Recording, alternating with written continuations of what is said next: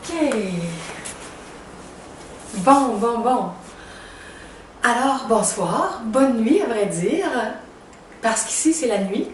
Nous sommes samedi, le 1er février 2014, mais peut-être que toi qui écoutes la vidéo en ce moment, c'est le jour, le matin, l'après-midi, ou le soir ou la nuit. Je veux dire un bonjour ou une bonne nuit toute spéciale aussi à toutes les nouvelles personnes qui se sont abonnées au cours des 10 dernières journées environ ou des 2 dernières semaines. Entre ma dernière vidéo et celle-ci, il y a beaucoup de personnes qui se sont abonnées et on est rendu maintenant 1330, je crois, quelque chose comme ça, en tout cas, près de ça. Je ne sais pas si un peu plus, un peu moins. Alors, bienvenue à toi, qui que tu sois, à partir de là où tu regardes, dans ton village, dans ta ville, dans ton pays. Bienvenue sur ma chaîne YouTube. Et je salue aussi toutes les personnes qui sont avec moi déjà depuis X mois ou X années. J'ai une belle vidéo à faire ce soir ou cette nuit. Il y a plusieurs éléments différents dont je veux vous parler. Bon, c'est toutes mes découvertes, mes activités, mes trouvailles au cours des 2 dernières semaines. Je commence en premier en vous disant que j'ai finalisé un texte que j'avais commencé en 2013 et j'en ai écrit un nouveau au cours des 2 dernières semaines. Et ces 2 textes-là sont maintenant disponibles sur le web gratuitement, en PDF, sur mon nouveau site web ou encore par courriel. Si vous m'écrivez puis que vous me les demandez, je vais vous les envoyer. Il y en a un qui s'appelle La thérapie divine et il y en a un autre qui s'appelle Une échelle vers le ciel. Vous les retrouvez dans la section La thérapie divine en cliquant sur le lien du titre et la fenêtre en PDF va s'ouvrir. Donc ça, c'est sur mon nouveau site web qui est bilingue, qui est à l'adresse lejardinvideo.wix.com/psychologie divine. Et ce site-là, je l'ai tout traduit artisanalement, donc tous les textes sont bilingues. Et ces 2 textes-là, c'est des petits livrets. Il y en a un qui a 25 pages et l'autre qui en a 28 ou 29. Pierre, le père de ma fille, est en train de les traduire en anglais, ce qui veut dire que la version anglaise va être disponible aussi. Dans 2 semaines environ, il va en avoir un de complété, puis à la fin du mois de février, l'autre devrait être complété aussi. Bon, alors ça, c'est les nouveautés en texte. J'ai déjà reçu des bons commentaires de certaines personnes qui les ont lus au cours des derniers jours parce que je les ai envoyés par courriel à peut-être une centaine de personnes de ma liste de contacts. Ok, ça c'est les livres. Ah oui, l'adresse du site web aussi, c'est marqué en dessous de la vidéo comme toujours. Vous avez toujours les liens, les informations supplémentaires dans mon texte sous la vidéo. Prenez toujours le temps d'aller lire le texte sous la vidéo si vous ne l'avez pas lu, si vous n'êtes pas un abonné, parce que les abonnés reçoivent l'avis de la vidéo et le texte que j'ai écrit, ils ont ça dans leur courriel. Mais les personnes qui découvrent les vidéos spontanément, si vous n'allez pas voir dans le texte en dessous, des fois, il vous manque des suppléments d'informations. Ok, alors ça c'était la première chose, les 2 livres. Ensuite, les dons. Je parle souvent des dons. J'ai reçu un don de Baudouin de 35 $ et j'ai reçu un don de Yvon de Trois-Rivières, donc du Québec, c'est directement. Et Trois-Rivières, c'est près de mon coin d'enfance. Moi, je viens d'un petit village qui s'appelle Saint-Wenceslas, qui est entre Trois-Rivières et Victoriaville ou entre Trois-Rivières et Drummondville. Donc, Trois-Rivières, pour moi, c'est très, très proche. Je vais là régulièrement quand je vais chez ma mère, quand on va magasiner, quand on va... Bon. Alors, merci beaucoup, Yvon. Yvon m'a fait un don de 300 $. Donc, avec le don de 35 $ de Baudouin, j'ai acheté une petite épicerie. Et avec le don de 300 $, il y a plus d'une semaine de Yvon, j'ai payé mon compte de cellulaire, j'ai payé mon compte de Vidéotron, ce qui me restait à payer. Et j'ai payé de l'épicerie également. Puis j'ai payé un petit montant sur mon montant minimum sur ma carte de crédit Capital One. Bon, voilà. Alors, merci beaucoup, beaucoup de m'avoir aidé pour cela. S'il y en a qui veulent faire un don, vous pouvez toujours aller sur mon site qui vous dit comment faire un don, PayPal, Western Union, transfert bancaire, code SWIFT, bon, tout ça. C'est sur mon site Conversation avec toi, everyoneweb.fr/conversation avec toi. Ça va être marqué en dessous de la vidéo comme toujours. Puis je vous précise que comme c'est le début du mois, j'ai beaucoup de choses à rencontrer au début du mois. Si vous pouvez m'aider, si vous voulez supporter l'œuvre que je fais de donner mes livres et mes vidéos gratuitement pour tout le monde, c'est extrêmement précieux pour moi. Et là où je suis, dans mon nouveau havre de paix depuis quelque temps, je ne sais pas si je vais pouvoir le garder parce que j'ai pas encore un roulement de dons qui me permet vraiment de le garder. Alors là, il faut que je parle à mon propriétaire demain ou après-demain parce que même si c'est moins cher que l'autre, j'ai pas suffisamment de dons pour le garder. Alors je ne sais pas exactement si c'est ma dernière vidéo ici ou si je vais en faire d'autres. En tout cas, vous le saurez dans la prochaine vidéo. Je vous parle aussi depuis un bon bout de temps du fameux projet Un jour de centre multidimensionnel à Montréal. Et je veux juste dire aussi que quand je pense à des mécènes qui vont aider pour qu'on puisse démarrer ce projet-là, je l'imagine de plus en plus, mais pas toujours, il y a les deux, mais j'aimerais ça aussi qu'il puisse exister au niveau privé. J'aimerais ça un jour recevoir suffisamment de dons à travers tout ce que je fais pour acheter une grande maison à Montréal qui serait privée, mais qui deviendrait ma maison multidimensionnelle où je pourrais inviter les gens, accueillir les gens. Mon premier rêve, ça serait ça. Ce serait de le faire au niveau privé, sous invitation, au lieu de le faire de façon complètement publique. Et l'autre possibilité, ce serait que quelqu'un à Montréal qui a déjà une maison et qui voudrait ouvrir sa maison pour des activités multidimensionnelles, permettre que ça devienne un petit centre, comme il est choisi en Australie, un learning center, un lieu d'apprentissage, un lieu de partage, un lieu de création, un lieu d'entraide, un lieu de guérison. Donc, si vous êtes du Québec, si vous êtes de Montréal ou de la région et que vous avez une grande maison et que vous aimeriez la mettre au service de la mission spirituelle, du projet spirituel que j'essaie de développer, contactez-moi. Et si vous êtes un mécène, contactez-moi aussi. Des deux côtés, je suis très intéressée à voir les possibilités. Je pensais à ça, puis j'en parlais un petit peu avec des personnes aujourd'hui, puis je me disais, présentement, il y a des petits mécènes qui viennent pour aider, et je cherche qu'est-ce qui bloque à l'intérieur de moi, dans mon mental, dans mes émotions, dans ma conscience spirituelle, pour attirer les plus grands mécènes, parce qu'un plus grand mécène, quelqu'un qui fait beaucoup plus d'argent à chaque semaine ou chaque mois peut faire un don plus gros, mais pour lui, c'est pas plus gros en comparaison d'une personne qui a un plus petit salaire et qui donne un don et que c'est très gros pour son salaire.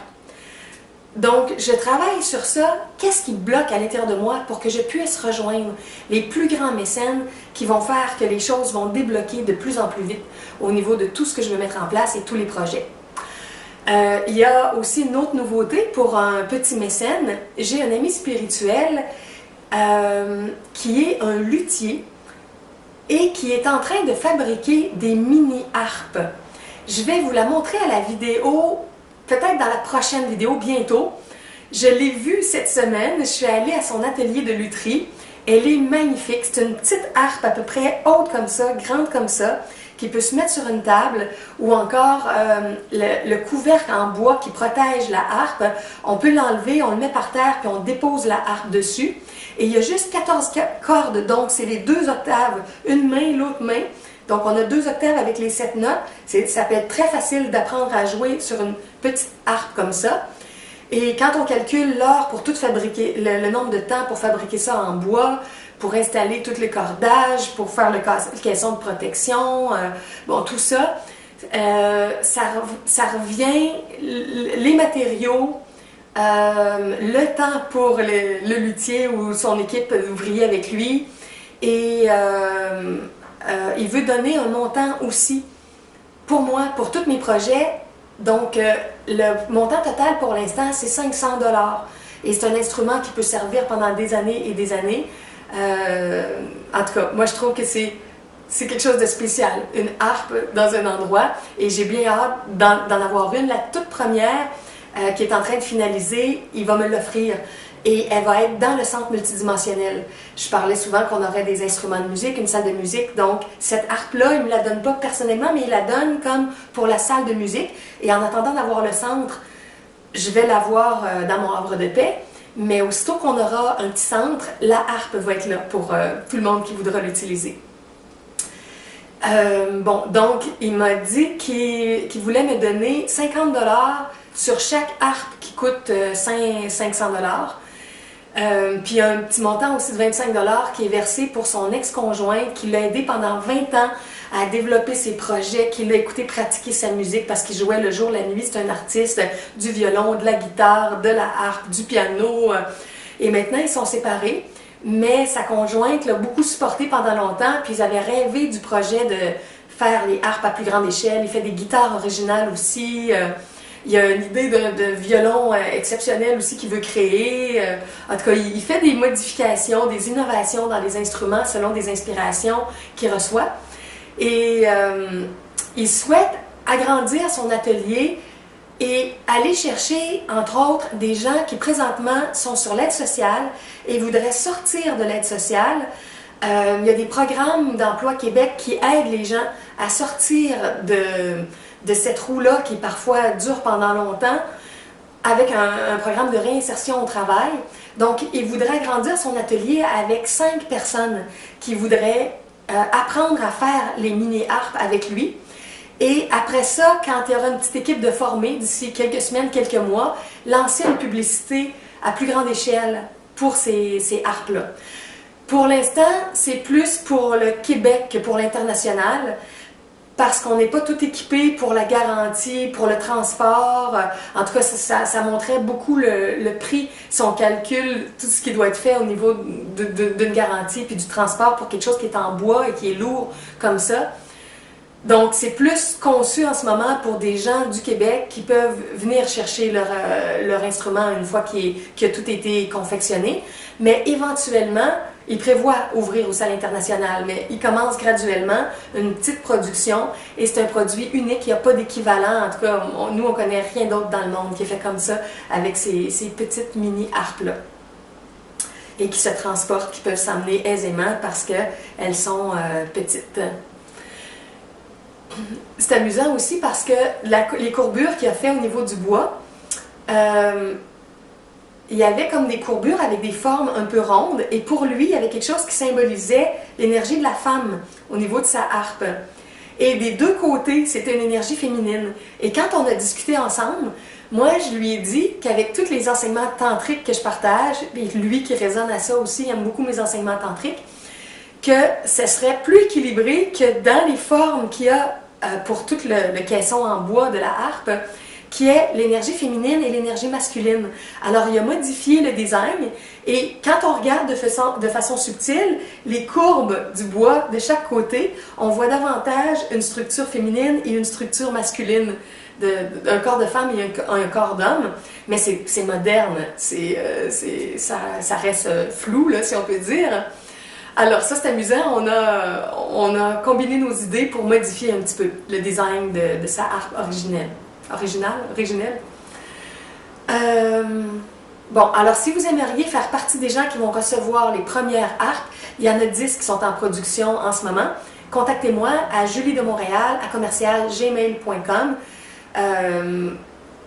parce que c'est ça, ça peut prendre entre de 2 semaines à 1 mois pour en fabriquer une, tant qu'il n'y aura pas son équipe avec lui qui va l'accompagner. Puis parce qu'il y a d'autres choses aussi dans sa vie qui travaillent en parallèle avec ça, donc il n'est pas à temps plein au niveau du projet de l'atelier de lutherie. Et pour les gens qui voudraient peut-être se joindre à son atelier, le salaire qui est prévu, c'est aux alentours de 350 $ par semaine quand le programme va démarrer avec l'assistance des programmes gouvernementaux qui aident les gens à se réinsérer dans un nouveau type de travail ou d'art ou quelque chose comme ça. Ce qui veut dire 3 x 4, 12 400, ouais, ça fait à peu près 1400 par mois pour peut-être aux alentours de 15 à 20 heures par semaine, parce que le tarif horaire, ça va être comme 20 $ de l'heure pour les luthiers, les assistants luthiers qui vont l'accompagner.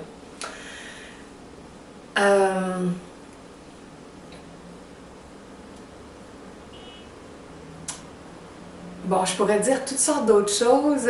Peut-être juste dire que il demandait beaucoup pour trouver son nom spirituel aussi, relié à tout ce qu'il fait. Et il a reçu des inspirations récemment. Et les inspirations qu'il a reçues, c'est Phyllis Avona. Puis Avona, quand on fait des recherches, H-A-V-O-N-A, c'est relié à des... Il y a des choses qui sont reliées avec la musique, puis il y a des choses qui sont reliées à des sphères paradisiaques. En tout cas, fait qu'il a reçu une inspiration bien particulière. Donc, on a fait des blagues ensemble un peu quand je suis allée à son atelier. Puis moi, mon nom d'artiste spirituel, c'est Solari Harmonia. Et lui, son nom de luthier ou d'artiste, de musicien plus, pas professionnel, mais spirituel, c'est Phyllis Avona. OK, bon. J'ai tellement d'idées en même temps, là, mais j'essaie de synthétiser parce qu'il y a beaucoup, beaucoup de choses que je veux dire aujourd'hui. Je vais prendre juste mon petit papier pour voir. Attendez un instant. Ça va. OK. OK, alors je crois que mon introduction est terminée avec tout ça. Je vais rentrer dans mon premier thème. Et vous avez ça, je crois, avec le titre de la vidéo, si je ne change pas d'idée pour le titre, qui est « Le cocon d'amour ». Bon, le cocon d'amour, j'en ai parlé un petit peu dans un des textes que j'ai écrit récemment, puis que vous allez pouvoir lire si vous allez sur mon site de la psychologie divine ou si vous me le commandez par courriel gratuitement. Le cocon d'amour, c'est tout l'espace énergétique qu'on peut préparer avant d'avoir une discussion, on pourrait dire importante avec quelqu'un, mais en fait, ça peut être avant n'importe quelle discussion pour que toutes nos discussions se passent mieux. Ce qui est important de comprendre avec ça, c'est que l'état dans lequel on est, au moment où on commence à discuter avec quelqu'un, ça fait une grande différence. Et si on part d'un point de frustration, de colère, de malaise, d'accusation, on s'en rend pas compte, mais on se trouve à lancer comme des épines à l'autre personne. C'est comme si on l'attaquait. À l'inverse, quand on part d'un cocon d'amour, on part d'une énergie à l'intérieur de nous qui est bienveillante, qui cherche à maintenir la paix avec l'autre personne, qui cherche à voir ce qu'il y a de bon, d'amoureux, d'intelligent dans l'autre personne. C'est déjà toute une énergie divine qu'on ressent à l'intérieur de nous pour trouver la façon de parler à quelqu'un et comme déjà de visualiser le meilleur à l'intérieur de l'autre personne. Mais je sais que c'est très difficile parce que souvent, on a des blocages dans nos relations et on est habitué d'avoir certaines problématiques avec des gens qu'on connaît, qui nous entourent, et les scénarios se répètent souvent. Des genres de sujets sur lesquels on n'est pas d'accord, des choses où on ne se comprend pas bien, des reproches qu'on fait sur certains comportements à une autre personne, puis que là, il y a des frustrations de part et d'autre. Et au moment où on commence la discussion, il y a une des deux personnes qui sent qu'elle va être attaquée ou que ça va mal aller. Ça part mal en commençant. Si on travaille l'énergie de notre cocon d'amour, on se met déjà au meilleur de nous-mêmes en anticipant le meilleur, en visualisant le meilleur, en cherchant vraiment une solution. Et ça l'aide pour qu'il y ait justement des résolutions, des solutions, des améliorations dans la situation. Il y a quelques jours, entre autres, je le pratiquais avec mes proches.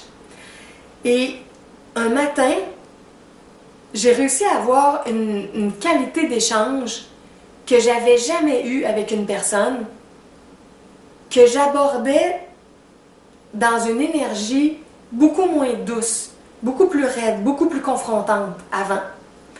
Et quand là, j'ai pris le temps de me placer dans mon cocon d'amour, de le former à plus grande échelle pour englober la personne avec moi,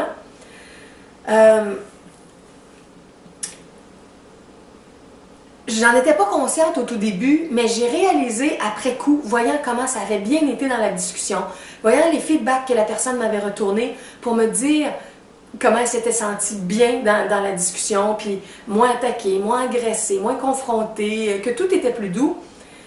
J'ai vraiment réalisé que mon attitude de départ avait fait une grosse différence et avait aidé la personne à s'ouvrir. Alors,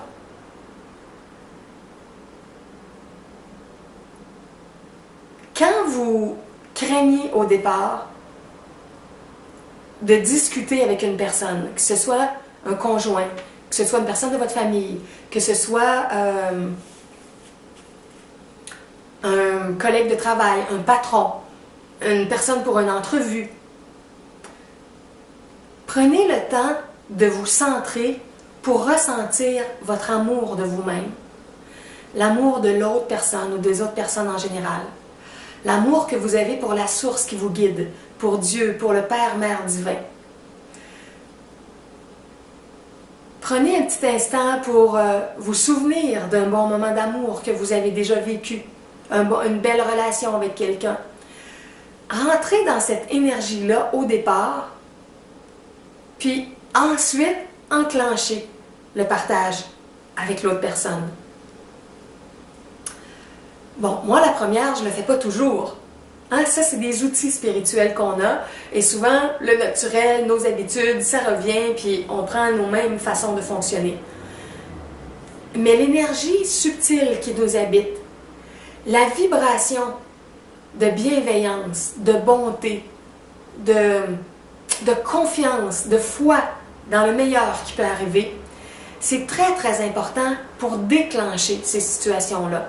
Parce que c'est la loi d'attraction qui se met en action avec nos énergies, avec notre aimant. Donc, plus notre disposition intérieure, elle est bonne, et plus on s'aime au départ, plus on aime l'autre, plus ça va être favorable pour un échange qui va bien se passer.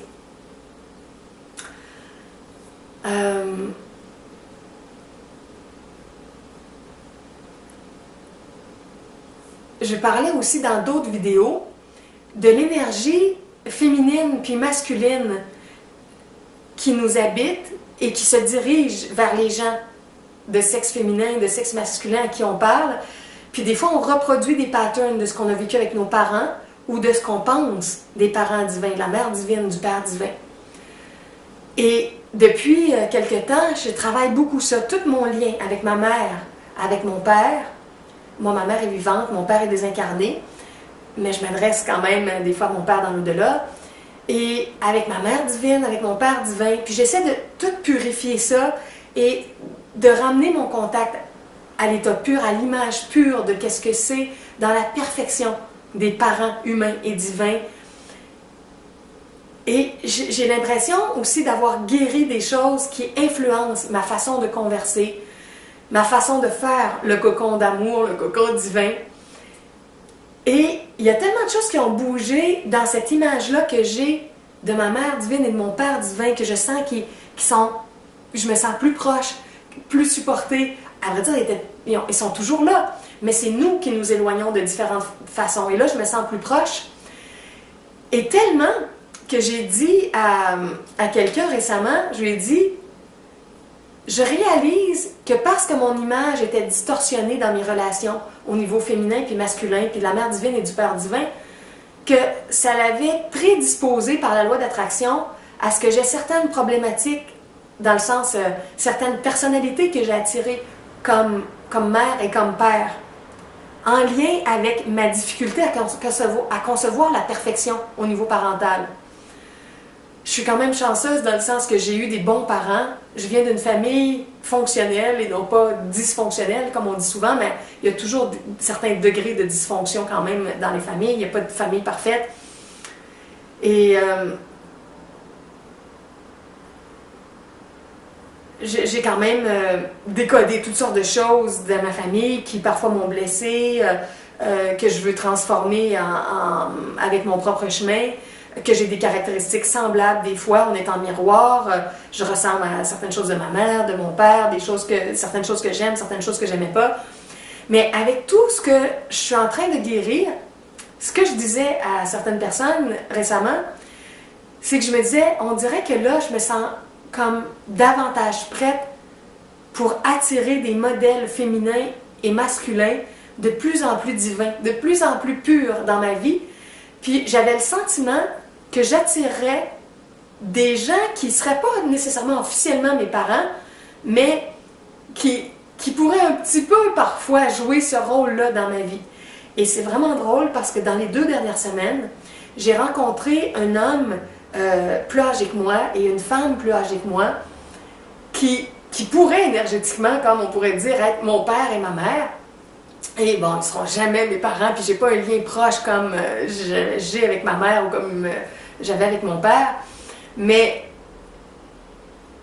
c'est des personnes spirituelles que j'admire, qui ont compris beaucoup de choses, qui ont vécu beaucoup de transformations aussi, avec qui je vais avoir certains partages dans les temps à venir. Et c'est ça, c'est amusant. C'est comme si je les ai aimantés récemment dans ma vie, maintenant que mon image de mère et de père est plus pure. Et maintenant que je me suis rapprochée, puis que je me sens davantage dans mon enfant divin, que j'ai davantage droit à mon héritage divin, que j'ai fait certaines coches aussi d'augmentation au niveau de l'amour de moi-même, du pardon de moi-même, de l'acceptation de où j'en suis, même si c'est pas parfait, même s'il y a encore plein de choses à travailler, bon. Alors c'est impressionnant de voir nos aimantations, ce qui change dans tout ce qu'on peut aimanter dans la vie, avec ce qui change à l'intérieur de nous, dans notre lien avec le divin, dans notre façon de prier au quotidien, quand on prend un petit temps pour s'adresser à notre Mère divine, à notre Père divin, et se rapprocher, et les imaginer, les sentir là, bienveillants, supportants, près de nous. Dans une vidéo d'Yeshua que j'ai écoutée aussi dans les derniers jours, il y a une personne qui disait « Mais qu'est-ce qui se passe quand on a le sentiment de rien sentir, de rien entendre, quand on prie ou quand on écrit notre journal personnel, puis qu'on s'adresse à la présence divine, puis que c'est comme s'il n'y a rien qui nous vient, il n'y a rien de particulier qu'on ressent. » Et j'ai trouvé sa réponse très simple et très éclairante. Il disait qu'on est parfois dans une émotion négative trop forte au départ. Ça peut être une peur, ça peut être une colère, ça peut être une tristesse, une dépression. S'il y a une émotion très forte qui nous habite, ça fait un blocage énergétique et ça nous empêche de se relier au divin. Et nous, on va avoir tendance à dire qu'on n'a pas de réponse de Dieu, on n'a pas de réponse de nos guides, on n'a pas de réponse des forces divines, célestes, qu'on appelle, qu'on voudrait qu'ils nous aident quand on est dans notre temps de recueillement, de prière ou dans notre temps d'écriture, avec ces présences-là. Alors, vérifiez ça. Quand vous avez l'impression que vous ne ressentez pas assez l'énergie que vous invoquez, que vous appelez, que vous cherchez à communiquer avec, l'énergie avec laquelle vous essayez de communiquer, la présence, observez plus en profondeur l'émotion présente qui vous habite. L'espoir, la confiance, la foi, l'ouverture, ou tout ce qui est à l'inverse de ça et qui est plus négatif, plus défaitiste. Et ça peut faire une grosse différence dans la communication intérieure. Alors, au départ, je reviens avec mon thème que je mentionnais, notre fameux cocon. Comment on peut être davantage conscient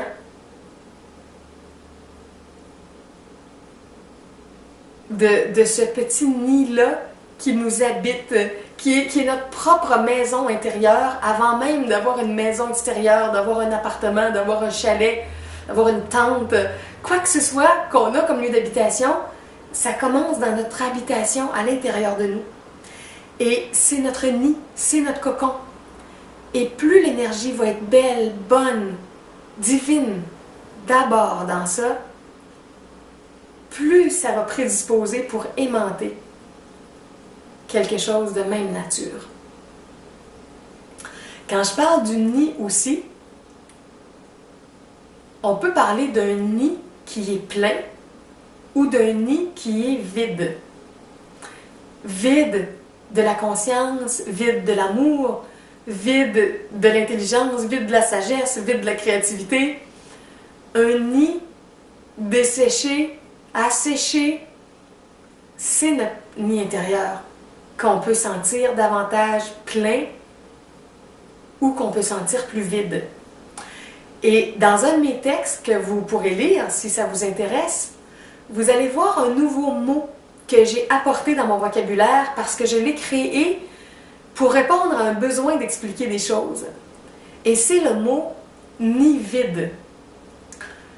Par ce qu'on appelle la langue des oiseaux, quand on joue avec les mots, il y en a peut-être parmi vous qui connaissez ça, la langue des oiseaux. Tous les gens qui jouent avec les différentes parties d'un mot puis qui donnent différents sens pour donner des sens plus profonds aux mots. Alors, là, je vous ai parlé de nid vide.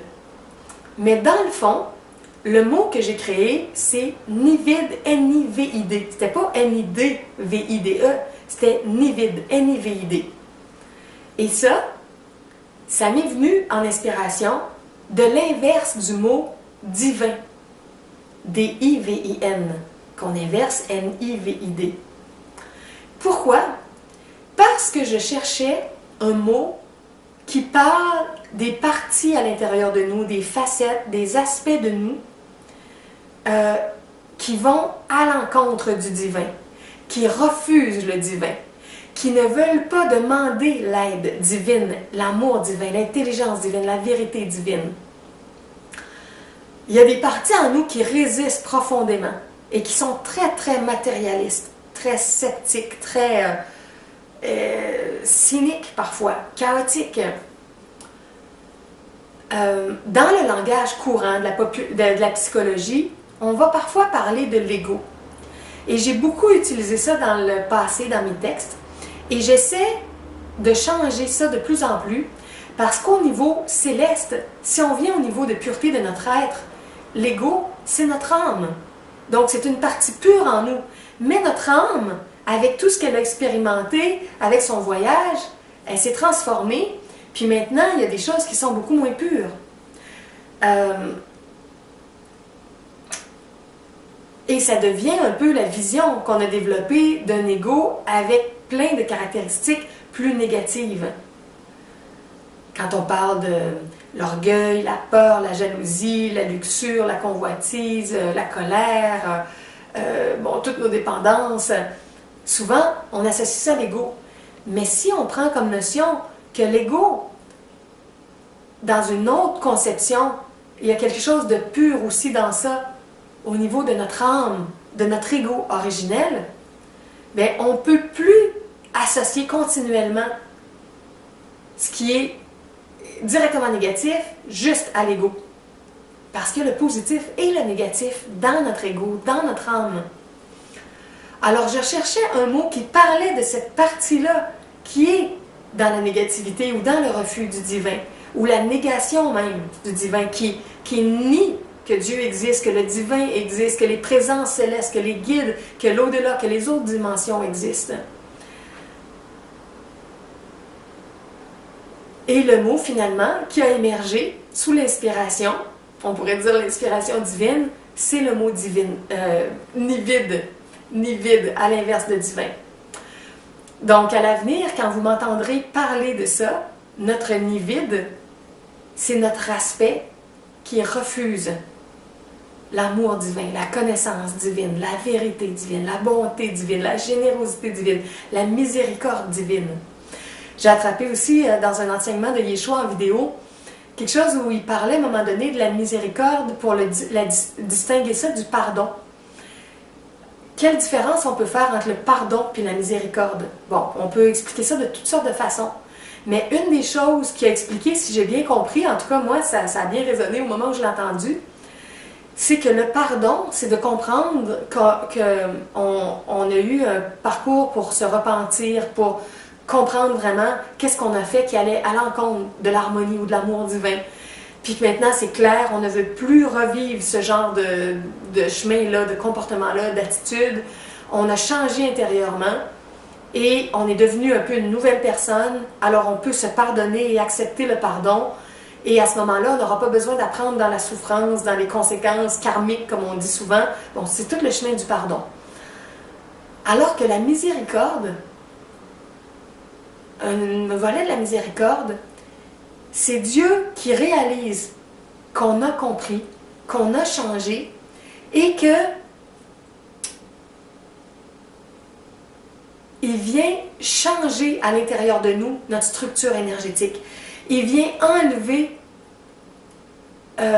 une charge d'émotions, de conditionnement, de blocage qui nous habite. Alors, ça peut être des émotions difficiles, de peur, de tristesse, de malaise qui vont disparaître, ou ça peut être des dépendances, une dépendance à la drogue ou à l'alcool ou au sexe ou à la cigarette, au jeu, qui tout à coup disparaît. Donc, c'est comme un acte de miséricorde divin de venir épurer notre structure, la dégager profondément pour alléger notre vie, parce qu'on a déjà fait beaucoup de pas dans cette direction-là. On a prié, on a demandé, on s'est confié, on a compris, on a changé. Du moins, on est en train de changer de plus en plus. Alors, le pardon est une étape et la miséricorde est une étape pour transformer vraiment toute notre structure. OK, bon. Alors ça, c'était certaines choses que je voulais parler. Maintenant, l'autre sujet que je crois qu'il va être dans le titre, si le titre n'a pas été changé au moment où vous regardez la vidéo, c'est le sujet de l'adombrement. Je ne suis pas certaine que c'est le bon mot, mais pour l'instant, je le dis comme ça. L'adombrement, c'est un être de l'au-delà qui nous accompagne de très très près pour nous transmettre son énergie. Il y a des adombrements négatifs et des adombrements positifs. Si c'est le bon mot, en tout cas en anglais, Yeshua ou Eje en Australie, quand il explique des choses, il parle, le terme anglais c'est overcloaked. Overcloak ou overcloaked au passé. Over-C-L-O-A-K ou K-E-D, overcloaked. C'est-tu C-K? Je ne sais pas si c'est C-K ou juste K. Peut-être C-K.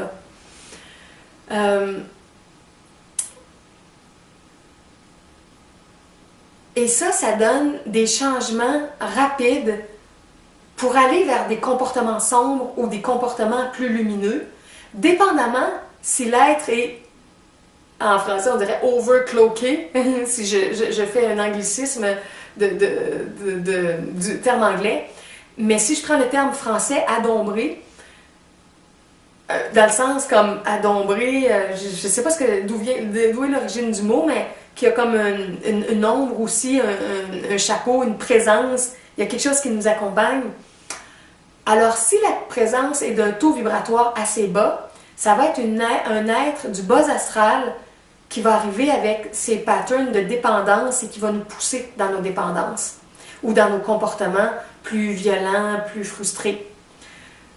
Si c'est un être des plans plus élevés, cet être-là peut nous amener une partie de sa connaissance, de sa sagesse, et là, il va nous tirer davantage vers le haut. Alors, ce que je veux vous dire, c'est que j'ai compris que, selon moi, je peux me tromper, mais certaines choses que j'ai expliquées dans des vidéos précédentes, avec l'histoire du père de ma fille, qui est un homme très très spécial que j'ai rencontré, qui est un grand ami pour moi, un homme que j'aime beaucoup. On a vécu toutes sortes de choses, toutes sortes de difficultés, et maintenant on est séparés depuis 6 ans, comme j'en ai déjà parlé. Et je prépare tout mon cœur, mon âme à la prochaine relation que je vais vivre.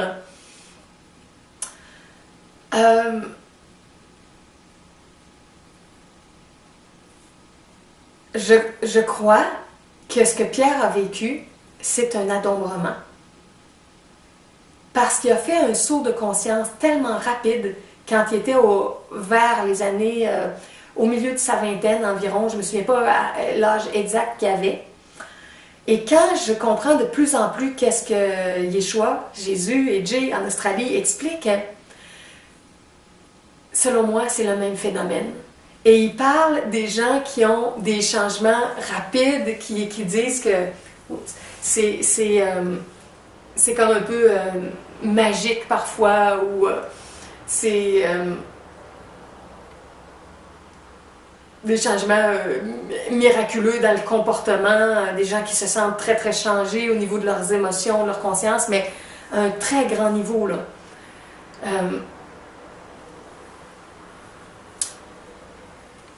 Et ce qui explique, c'est que souvent, ces êtres-là sont accompagnés de quelqu'un d'autre. Mais c'est pas leur chemin étape par étape. Et à un moment donné, quand l'adombrement va se terminer, cet être-là va avoir des difficultés parce qu'il va se retrouver là où il était avant d'être assisté comme ça. Et il y a beaucoup de gens dans tout ce qu'on appelle la non-dualité, à mon avis, qui ont vécu des phénomènes comme ça. Et ils ne sont pas conscients qu'il y a quelqu'un qui les assiste de très près puis qui les a sortis temporairement de leur marasme, de leurs difficultés. Et ce soir, entre autres, dans une vidéo que j'ai écoutée de Yeshua, il parlait, c'est un homme qui était dans la salle et qui lui disait que lui, il est devenu conscient qu'il avait vécu ce phénomène-là et que ça avait été tellement intense qu'il avait eu des épisodes psychotiques, des doublements de personnalité, qui ne se reconnaissait plus et qui a été en psychiatrie même. Et Jay, Yeshua, a vraiment confirmé que c'était des phénomènes d'overcloak ou d'adombrement. Et là, ils ont parlé un peu de ça. Et Yeshua a expliqué pourquoi ça se produit.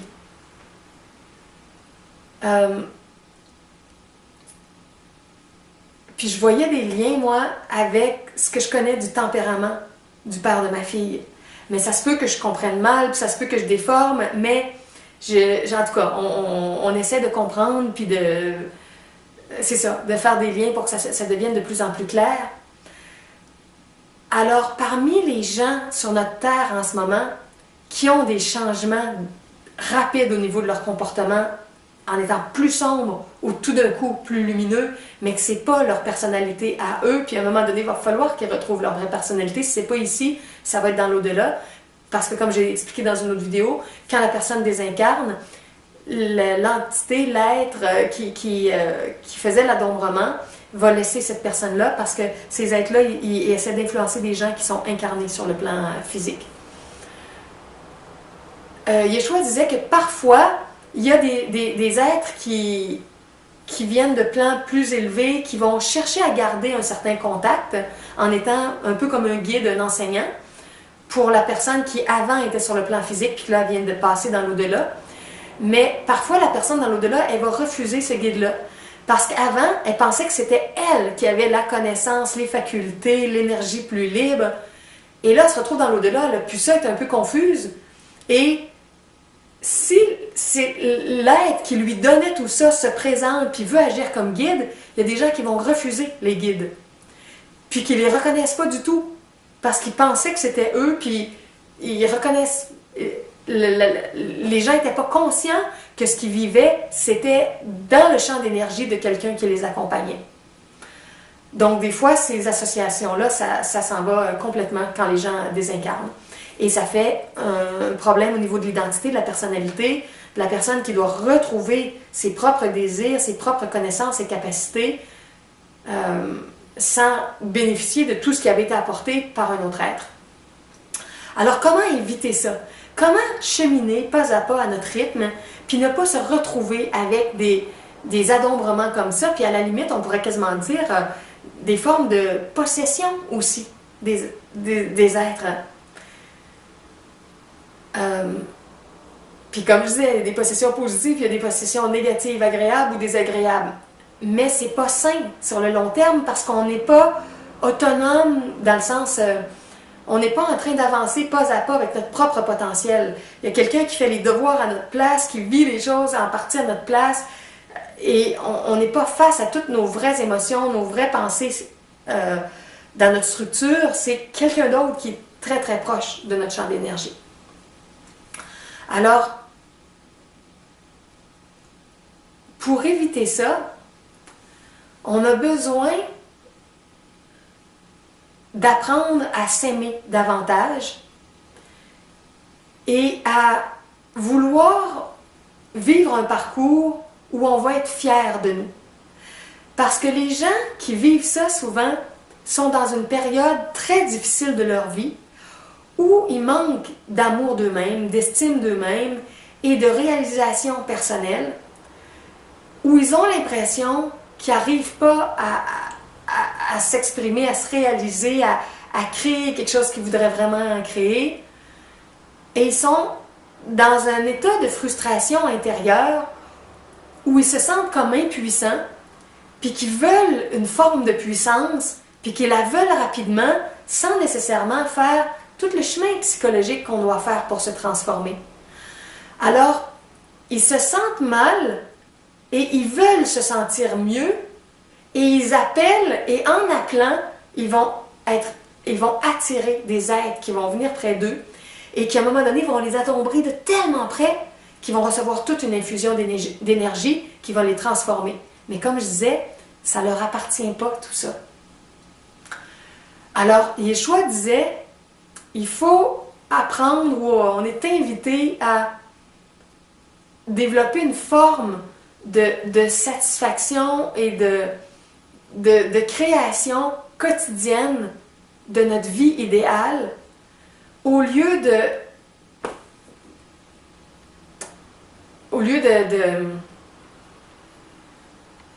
baisser les bras, puis juste d'être dans la frustration du fait de ne pas y arriver, puis d'attendre quelque chose de subi, de miraculeux, de magique qui va régler le problème à notre place. Parce que là, on attire des êtres qui veulent nous posséder, nous influencer, nous adombrer.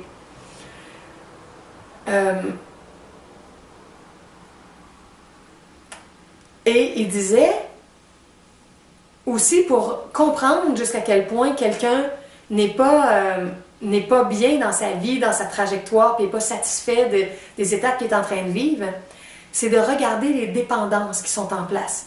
Parce que moins on s'aime, moins on a une estime de nous-mêmes qui est forte, plus on va chercher à compenser, parce que comme on ne se nourrit pas de l'amour divin intérieur, on va chercher à vampiriser, à se nourrir de choses externes, que ce soit l'énergie des gens ou que ce soit des produits qu'on va consommer. Donc, on peut regarder où sont nos dépendances. Et plus on a de dépendance, plus ça veut dire qu'il y a quelque chose qui va mal à l'intérieur de nous. Et là, on est invité à regarder c'est quoi les émotions derrière ces dépendances-là pour les travailler. Et là, il y a une séquence dont il parle très très souvent qu'on peut garder en revue. Moi, je vais la marquer sous la vidéo. La séquence, c'est en anglais, il dit grief, mais on pourrait traduire par exemple par une peine, une tristesse, un chagrin, une douleur. L'étape, ça c'est l'étape en bas. Au-dessus de ça, il y a la peur. Au-dessus de la peur, il y a des dépendances. Pour éviter de sentir nos peurs et nos tristesses, il y a des dépendances. En anglais, en anglais, c'est fear pour peur. Dépendance, c'est addiction. Au-delà des dépendances ou des addictions, ça ne se dit pas en français, les addictions, c'est... Attendez un peu. Les dépendances et la colère. Parce que quand on n'arrive pas à se combler par nos dépendances, on rentre vraiment dans la frustration brute et là on est en colère. Et si on supprime nos émotions parce qu'on ne veut plus les ressentir, puis on est trop tanné de ce qu'on ressent, on étouffe tout ça ou on les fuit, on va rentrer dans un état de déni de notre état émotionnel qui là va être la dépression. Donc, la tristesse, la peur, les dépendances, la colère, la dépression. Alors cette séquence-là, là, elle est très très précieuse, puis on peut décoder beaucoup beaucoup de choses dans notre vie. Alors, on va la reprendre un instant, juste pour l'approfondir un petit peu. Regardez les moments de déprime que vous avez dans votre vie. Et quand on est déprimé, souvent on ne sait pas trop pourquoi. On se sent mal, on se sent croche. C'est qu'il y a eu toutes sortes d'autres émotions qui nous ont habités et on n'a pas accepté d'y faire face, de les ressentir vraiment, d'en parler, d'écrire sur ça dans notre journal personnel, de les emmener dans notre temps de prière où on communie avec notre Mère divine, notre Père divin pour parler de ces émotions-là qu'on vit. On a essayé de les fuir, les étouffer, de se distraire avec toutes sortes de choses, puis on les a tellement peu écoutées que tout ça a été supprimé, puis à un moment donné, on les ressent plus, puis on ressent juste la déprime générale. Fait que c'est comme un état de déprime, de négation, de froideur, d'indifférence. Il n'y a plus rien qui nous tente, il n'y a plus d'élan. Mais au départ, il y en a des choses qui nous tentent. On en a des désirs, on en a des élans, on a des drives divines. Mais ça a été paralysé par certaines émotions auxquelles on n'a pas fait face, puis qui ont été étouffées ou fuies. Bon, donc c'est l'état plus déprimé, dépressif. En dessous de ça, si on n'est pas dans cette étape-là, on va être plus en colère. Et là, on va se sentir colérique, on va se sentir frustré, on va se sentir un peu violent, verbalement ou physiquement. Mais déjà, c'est plus en mouvement, ça bouge plus, il y a de la réaction, c'est moins neutre, c'est moins apathique. Alors, c'est un état qui a quand même des changements qui se font. Alors ça, c'est notre état colérique.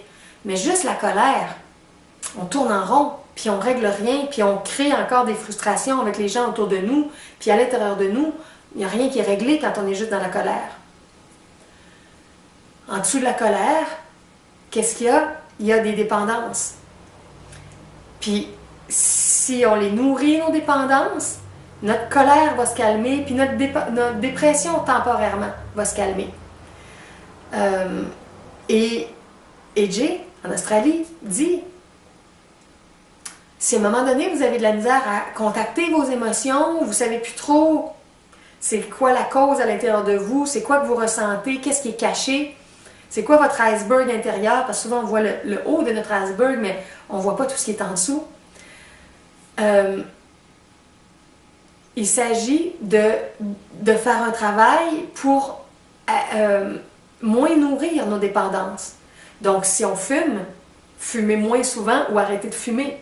Si on prend de la drogue, baisser la dose de la drogue, en prendre moins souvent ou arrêter de se droguer. Si on prend beaucoup de sucre dans notre alimentation, baisser la dose de sucré, de chocolat, de dessert, ou les arrêter. Si on mange trop, bon, diminuer les quantités, sauter des repas, faire un peu de jeûne. Si on va jouer au casino ou à des jeux dans des bars ou à des jeux vidéo, on est toujours dans les jeux, la fuite par les jeux, diminuer le temps de jeu pour voir qu'est-ce qu'on va ressentir. L'alcool, naturellement, hein? Si quelqu'un étouffe ses émotions, ses frustrations, ses difficultés, puis va au bar, va au resto, à la maison, puis il y a souvent un verre de vin, de bière, de fort, ben c'est la dose. Et regardez les émotions qui montent. Donc, aussitôt qu'on fait un travail pour baisser nos dépendances, nos véritables émotions, ils vont monter davantage. Puis on va être à même là, de faire plus avancer dans notre parcours de thérapie divine. Si vous prenez mon petit texte que j'ai écrit, la thérapie divine ou une échelle vers le ciel, vous allez voir le parcours que je propose. On est plus apte à le faire quand on est plus conscient de nos émotions troubles. Mais si on étouffe tout ça parce qu'on a plein de dépendances, puis qu'on les nourrit toujours, nos dépendances, on ne les travaille pas d'aucune façon, alors on a l'impression qu'on va bien, mais on ne va pas très bien. On est dans plein de problèmes de dépendance. Et ce qu'il disait aussi, Yeshua ou Edgey, c'est que quand on se retrouve dans l'au-delà, il y a des substances fortes qui n'existent qu'ici et qu'on n'a pas dans les plans de lumière. Et à ce moment-là, ben là, c'est un sevrage rapide. Et imaginez qu'est-ce que ça fait quand tu te désincarnes puis que tu ne peux plus avoir les mêmes genres de choses qui te droguaient qu'avant. Ah, tantôt, j'ai oublié de dire aussi la drogue de l'orgasme. Moi qui enseigne la sexualité tantrique, c'est une drogue aussi, une des dernières que les gens vont accepter de travailler, d'éliminer de leur vie.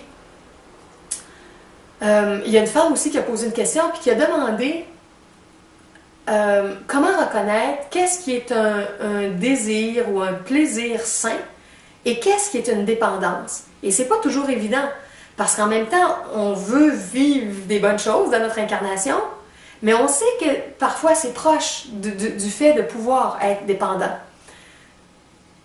Alors là aussi, il a apporté une réponse que j'ai trouvée géniale.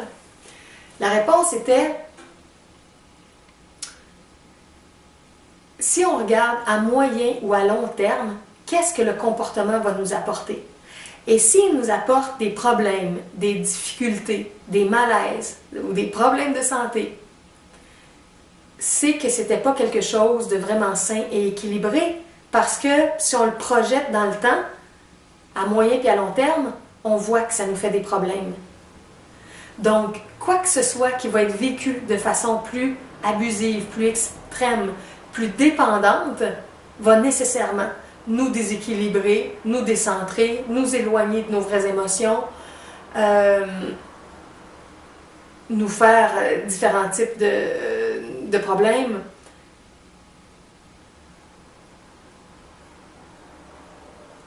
Donc, c'est une question que vous pouvez vous poser. Quand vous prenez un produit ou une activité ou quelque chose, puis que vous imaginez sur le long terme.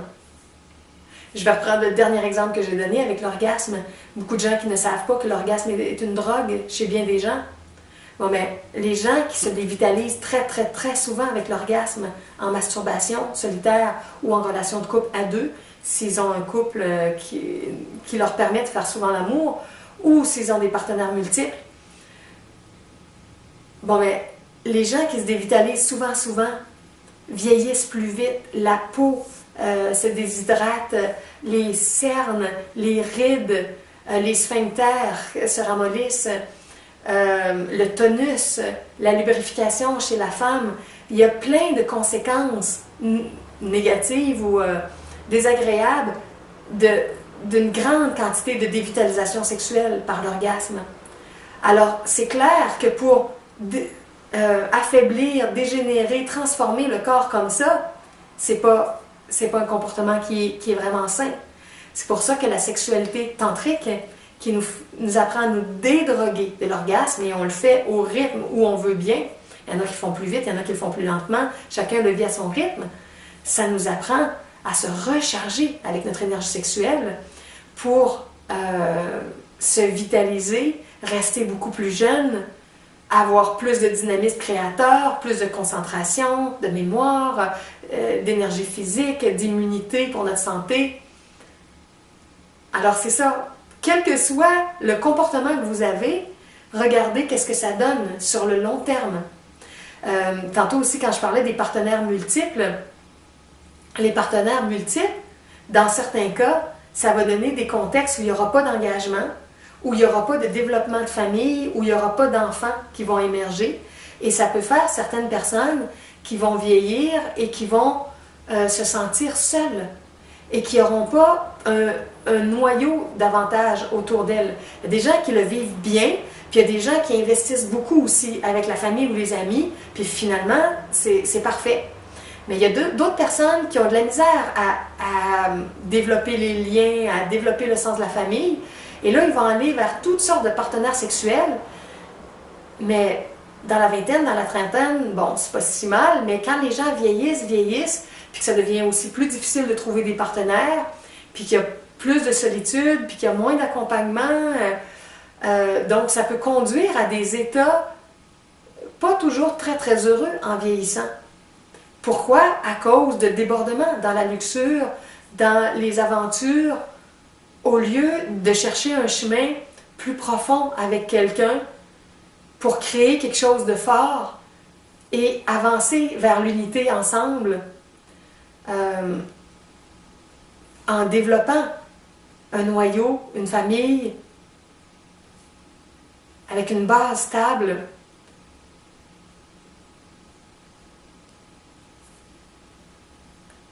Donc, dans vos habitudes sexuelles, alimentaires, de travail, de jeu, d'alcool, regardez quelle tendance c'est en train de prendre.